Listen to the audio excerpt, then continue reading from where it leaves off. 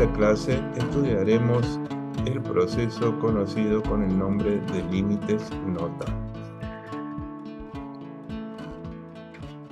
¿Qué son los límites notables? Los límites notables constituyen un proceso mediante el cual es posible calcular el valor de determinados límites haciendo uso de algunas fórmulas ya resueltas y que se conocen con el nombre genérico de límites notables.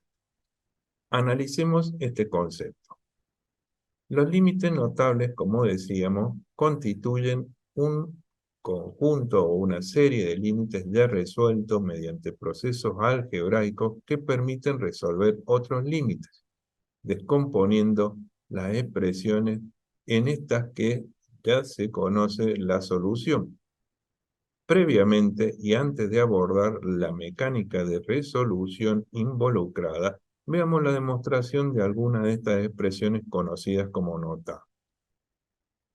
Una de estas expresiones es el límite de x que tiende a 0 del seno de x sobre x, cuyo resultado es 1. Vamos a ver la demostración correspondiente. Para eso, recordemos primero la representación de las funciones trigonométricas basadas en el círculo de radio unital. De esta manera, vemos que cada función trigonométrica tiene asociado un segmento que a su vez es específico para cada posición del radio vector. Este radio, que tiene valor unitario, corresponde o está asociado a su vez a una posición angular que genéricamente denominaremos x.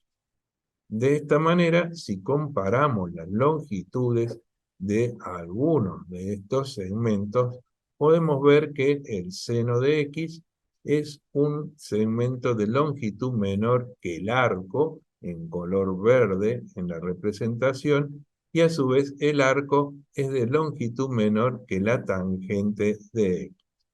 Ahora bien, esta relación es válida siempre y cuando a x la representemos, ¿sí? El valor angular lo representemos en radianes. Es decir, si nosotros representamos el valor angular en radianes, entonces la longitud del arco coincide con el valor angular. Ahora bien, una vez planteada esta desigualdad de que el seno de x es menor que x y este a su vez menor que la tangente, procedamos a aplicar el cálculo de las respectivas recíprocas. Esto es, del seno de x pasamos a 1 sobre el seno de x a 1 sobre x y de la tangente a 1 sobre la tangente de x.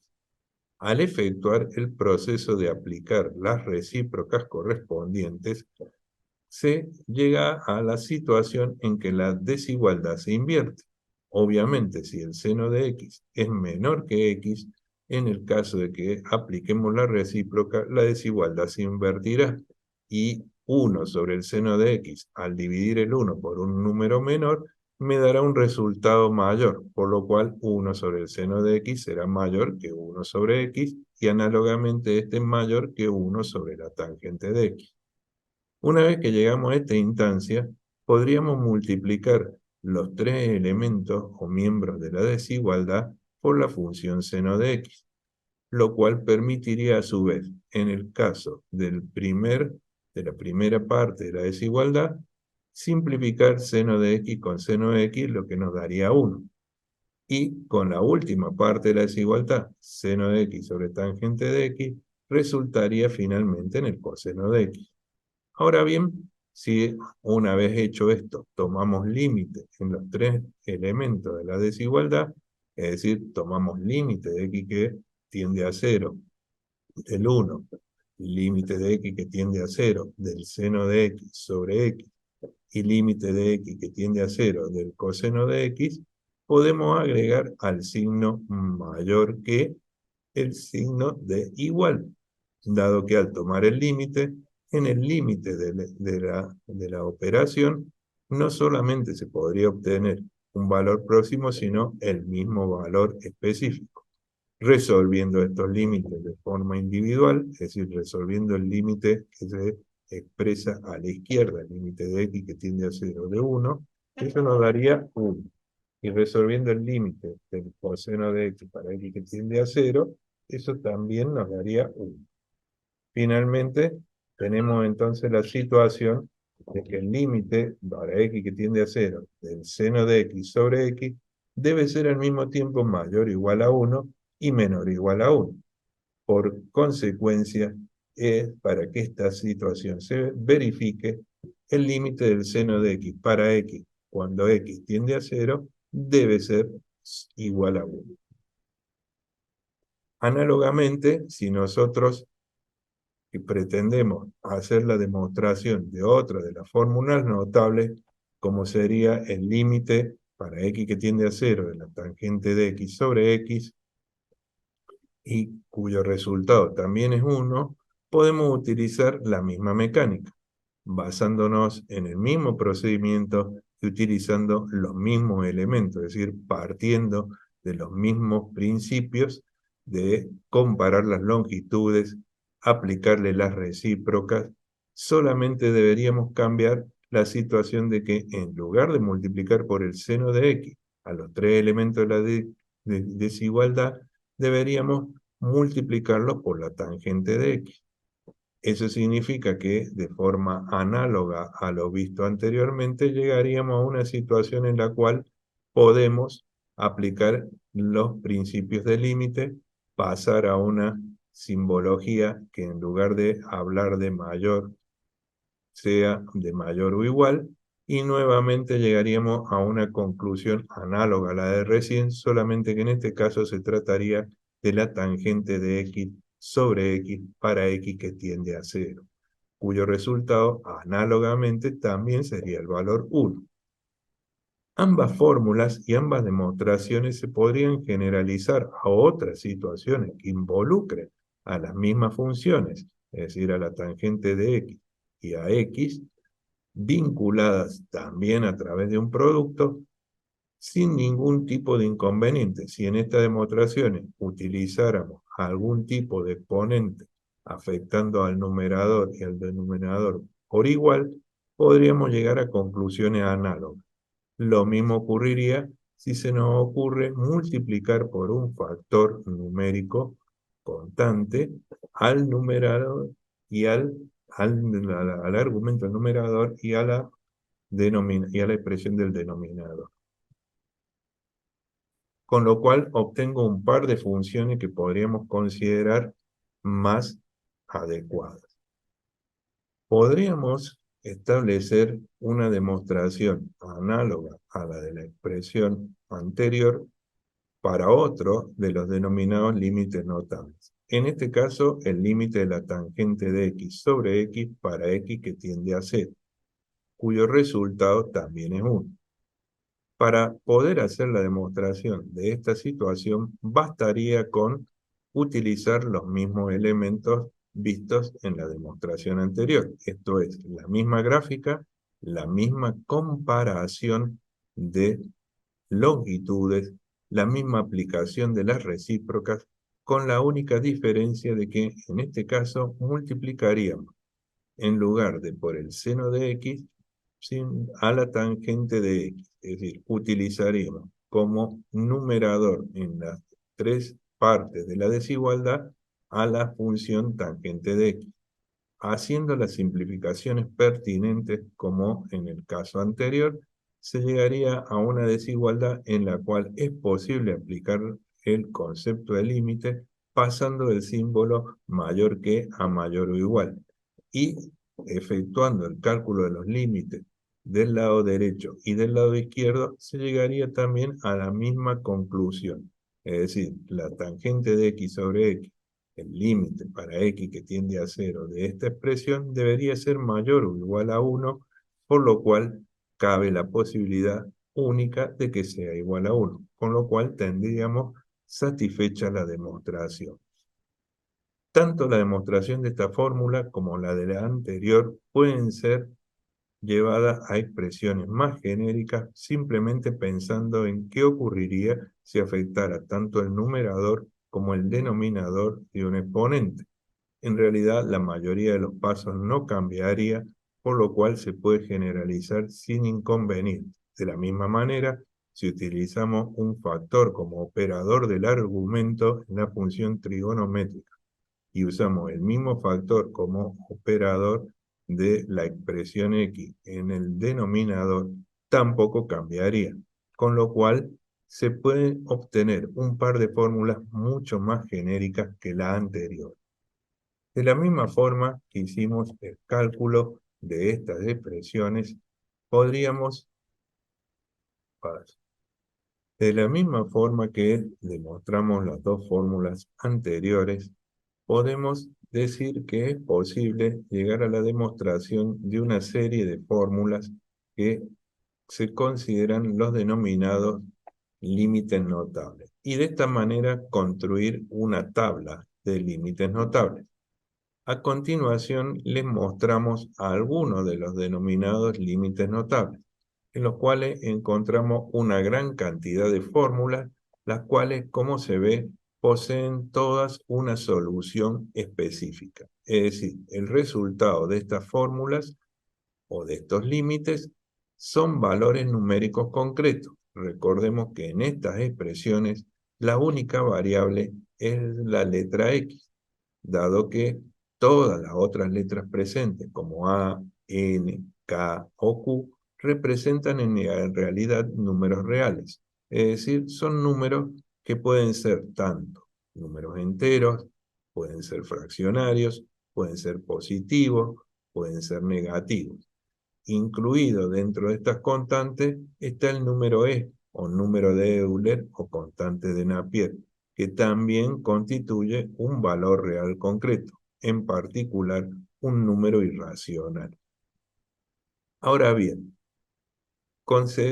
comprendido cómo sería la tabla de números o límites notables, pensemos en cómo se pueden resolver ejercicios simplemente utilizando este concepto. Para lo cual vamos a hacer lo siguiente. Pensemos entonces que nosotros tenemos un límite original que queremos resolver y al efectuar la correspondiente evaluación de la función en el valor al cual tiende la variable x, encontramos que su resultado no es accesible.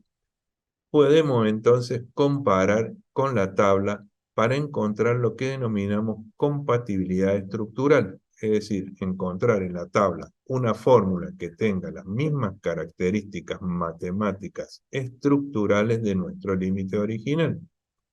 Si lo encontramos, obviamente en la tabla no solamente figurará el límite, sino un resultado numérico específico. El método consiste en simplemente asignarle a nuestro límite el resultado que la tabla nos muestra, reconociendo que ese resultado se constituye en el valor verdadero. Y podemos incluso aseverar que en la coordenada x igual a a, esta fórmula tendrá una discontinuidad de tipo evitable. Veamos un ejemplo concreto para comprender mejor la situación. Entonces, supongamos tener el seno de 5x elevado al cubo dividido 5x elevado al cubo. Y tomemos el límite de x que tiende a 0. Obviamente, si procedemos a la evaluación, el resultado sería 0 sobre 0. Esta expresión constituye nuestro límite original. Ahora bien, comparémoslo con los casos de la tabla e incluso nos encontraremos con uno que en nuestros pasos anteriores llegamos a demostrar. Tenemos una fórmula que dice que el seno elevado a un exponente numérico de un factor por x es igual sobre el mismo factor por x elevado a la misma potencia para x que tiende a 0 es igual a 1. Ahora bien, si comparamos estructuralmente, vemos que tenemos el seno afectado de un exponente numérico que es el mismo exponente que afecta al denominador. Tenemos un factor que multiplica a x en el argumento y tenemos el mismo factor que multiplica a x en el denominador. Eso es lo que nosotros denominamos una compatibilidad estructural desde el punto de vista matemático. Conclusión, podemos asignarle a nuestro límite el resultado que tiene el límite de la tabla, es decir, el notable, en este caso 1. El proceso en sí parece sencillo, pero para que este proceso sea eficiente, deberíamos tener disponible la compatibilidad estructural, es decir, que nuestra fórmula sea compatible con alguna de las fórmulas notables. ¿Qué ocurre si eso no es así? Supongamos que tenemos una situación parecida a la anterior, solamente que ahora, como vemos, en el argumento está el número o el factor 2, mientras que en el denominador el factor es 5. Si tomamos el límite para x que tiende a 0 de esta expresión, nos da como resultado 0 sobre 0. Pero en la tabla de notables no tenemos disponible esa combinación, dado que el factor que afecta a x en el argumento debe ser igual al factor que afecta al denominador. En este caso los exponentes son iguales, pero los factores son diferentes. No obstante, existe una posibilidad. ¿Qué pasa si yo multiplico y divido por 2 al cubo? En realidad no alteraría la expresión original.